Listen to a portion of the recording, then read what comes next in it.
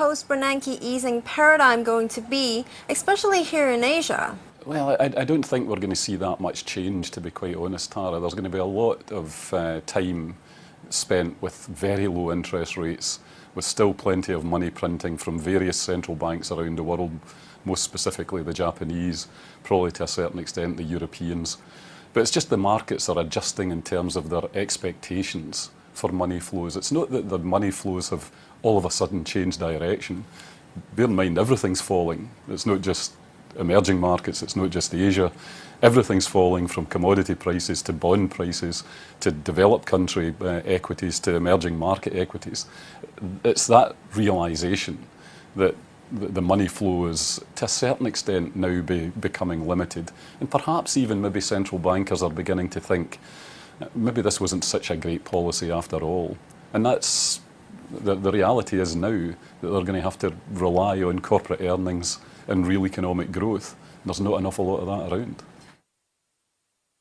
So we're in a risk of error now. Does that mean tough times for emerging Asia for months to come? That seems to be the way that the commentary is running just now, but you know, the reality is that emerging markets have been underperforming the developed markets for 3 years.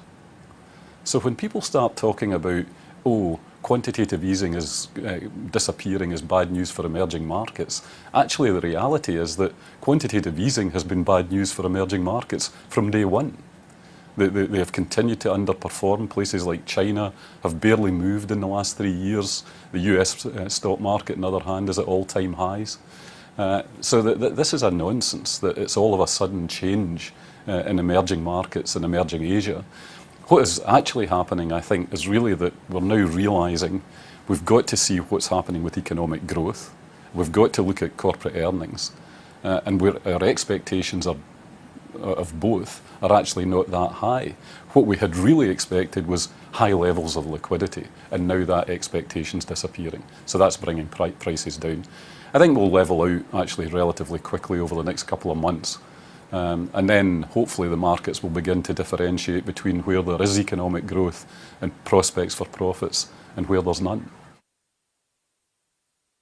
If we're thinking economic growth and even earnings potential, would Asia be better off than other parts of the world?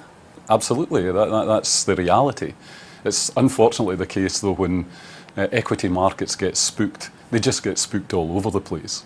Nobody differentiates between the Philippines and China or Mexico or Poland. They're all the same asset class and they're all the same country in the eyes of investors when the panic sets in.